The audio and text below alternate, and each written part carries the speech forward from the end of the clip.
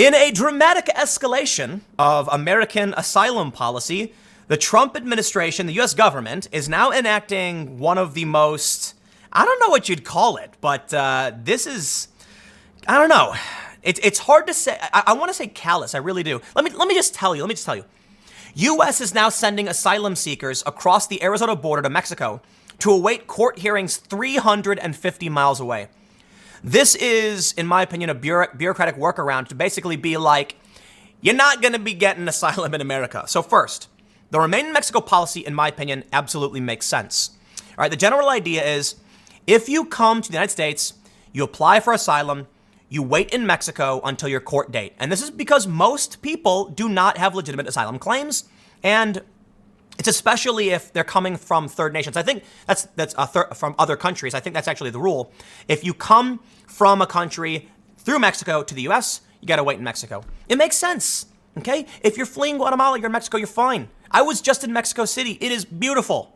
Okay. Mexico City, great food. Not dangerous. I think Chicago's more dangerous than like downtown Mexico City for the most part. I understand there can be dangerous areas, but there's seriously dangerous areas in Chicago. Anyway, the point is, you want to apply, you come from a third country through Mexico, you wait in Mexico. Now what they're doing is they're moving them 350 miles away so they can't actually get to their court date in America. And that is, this one is where it becomes completely overt, that it's like, we're trying to make it difficult for you to actually appear in court to get your asylum. I'll tell you what, man. For my tastes, this one goes too far. Absolutely. 'Cause I'll tell you what. If you want to argue that people come here with dubious claims and then they're released into the interior of the U.S. where they just disappear, yeah, man, it happens. Like the data shows it. But if you now want to take legit asylum seekers and say we're going to send you 350 miles away and then you got to figure out how to get back, I get it, man. It's an effective way to cancel even legitimate asylum claims. But I'll tell you what, man, that's a bit too much, to say the least. So let me read them. The U.S. government began sending asylum seekers back to Nogales, Mexico yesterday to await court hearings that will be scheduled roughly 350 miles away in Juarez. Authorities are expanding a program known as Remain in Mexico that requires tens of thousands of asylum seekers to wait out their immigration court hearings in Mexico. Until this week, the government was driving some asylum seekers to Nogales, Arizona, from Nogales, Arizona to El Paso, Texas, so they could be returned to Juarez. So here's the main point, because I'll be fair. I think the main issue was that they were effectively picking up these asylum seekers and then literally providing them the travel service to where their court date would eventually be, and they're ending that now. So let me walk back a little bit what I said, because I have heard the arguments. There's always some other side to this. I just think, here's the problem, man. Okay, there are legitimate asylum seekers. Most of them are not, I get it. But if they have to travel 350 miles for court, it's just never going to happen. We might as well just end asylum. That's why I think it's a bureaucratic workaround. But I do think it's fair to point out we shouldn't be providing a ferry service, okay? So, milquetoast fence sitter, what do you expect from me? They say now asylum seekers will have to find their own way through dangerous Mexican border roads. About 30 asylum seekers were sent to Nogales, Mexico on Thursday, said Gilda Loureiro, director of the San Juan Bosco Migrant Shelter in Nogales, Sonora. Loureiro said the migrants hadn't made it to the shelter yet, but that it was prepared and has a capacity of about 400. We're going to take up the capacity we have. Critics say the Remain in Mexico program, one of several Trump administration policies that have all but ended asylum in the U.S., puts migrants who fled their home countries back into dangerous Mexican border towns where they are often kidnapped, robbed, or extorted. In my opinion, I'm sorry, I'm not trying to be cold, but that is just not our problem.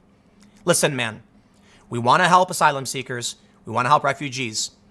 If you choose to come to Mexico from another place, there's danger even in America. This is what bothers me. They're like, they get extorted and kidnapped and robbed. Yeah, and if you're in Chicago, the same thing could happen, okay? Is your argument that Mexico is dangerous? Well, then I think you're being, I don't know, what's the word for like nationalist? It's not racism, but it's like, look, if people are running away from like imminent danger, then they're facing less danger, aren't they? I mean, look, I get it. It's complicated. But just because crime exists in Mexico doesn't mean it's our responsibility. This is the big challenge, man. We want to help, but how much are we supposed to give? Till our fingers go numb? Till we bleed? Let's read a little bit more.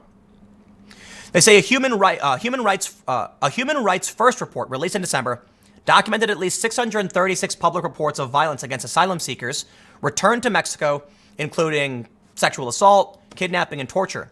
Human Rights First said that was a steep increase over October, when the group had identified 343 attacks, and noted the latest figure is surely an undercount because most crime victims don't report.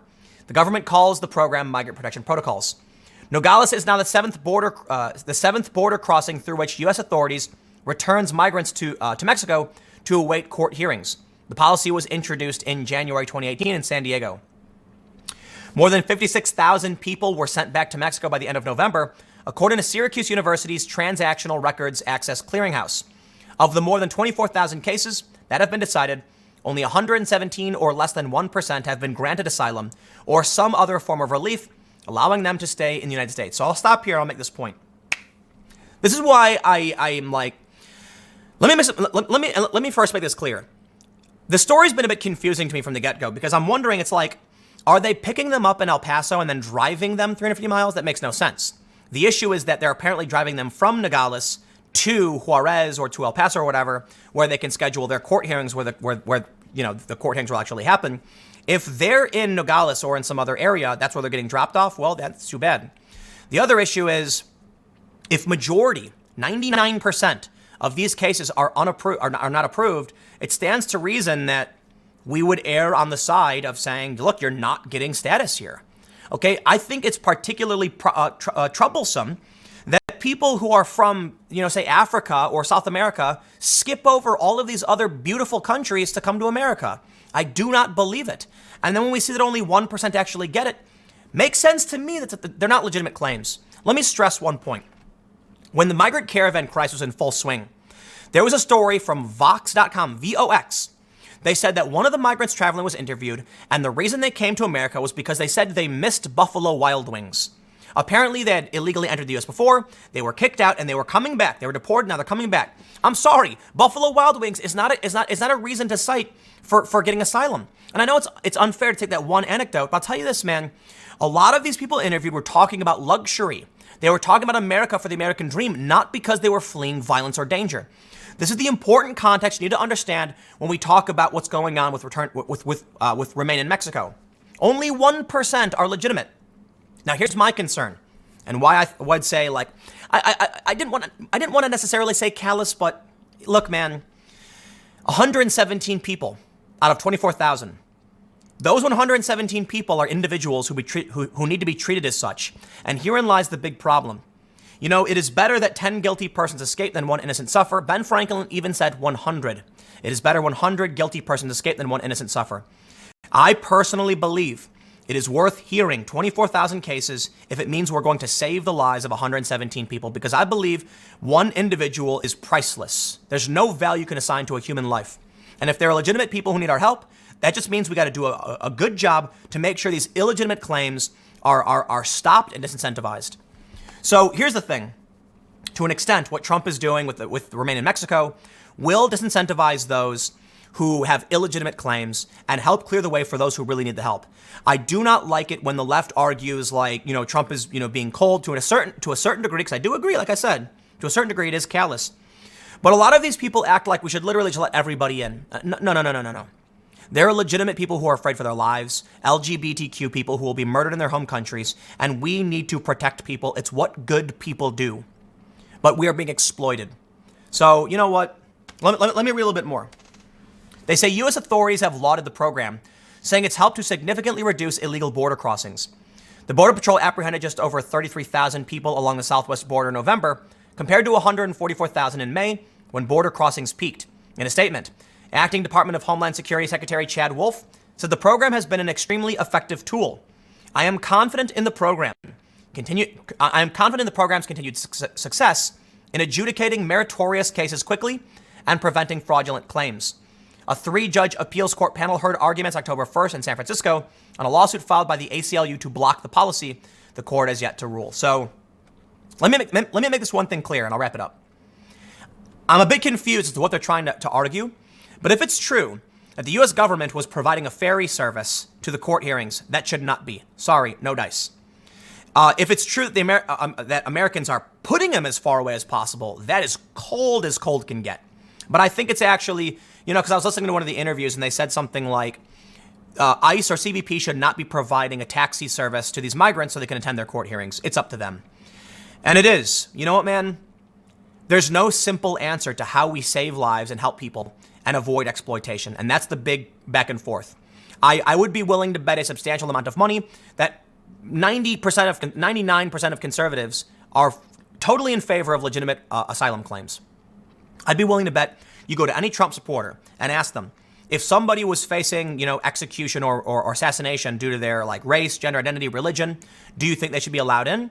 I'd be willing to bet almost all of them would say absolutely. The problem is only 1% are legitimate, and that makes it very difficult for us to save lives. So, you know what? Whatever. I got a lot going on. I really do apologize. This one might have been a bit wishy-washy because I was kind of unclear until based on what I've been reading. So, I've got so much going on right now. I tell you this, we're going to be launching another show. I've got to hire people. No excuses, whatever. I'll just leave it there. Stick around. Next segment will be tomorrow at youtube.com/Timcast. There is a big change happening to my content for the new year, and it's going to be a whole lot of fun. Politics will be centered for the most part at youtube.com/Timcast. Major political news and world stories. This channel is going to become more generalist, science, cultural politics. So I'll still talk about, like the social justice, SJW, kind of cultural issues and movies and stuff. I'll still talk about some of this stuff for sure, but it's going to be a live, pre-produced, scheduled, like nightly, like every day, like 8 p.m. with guests. A lot of work to be done. Okay. I'm nuts. I'm going to be increasing my workload. So stick around. I will see you all at 10 a.m. tomorrow. And again, thanks for hanging out.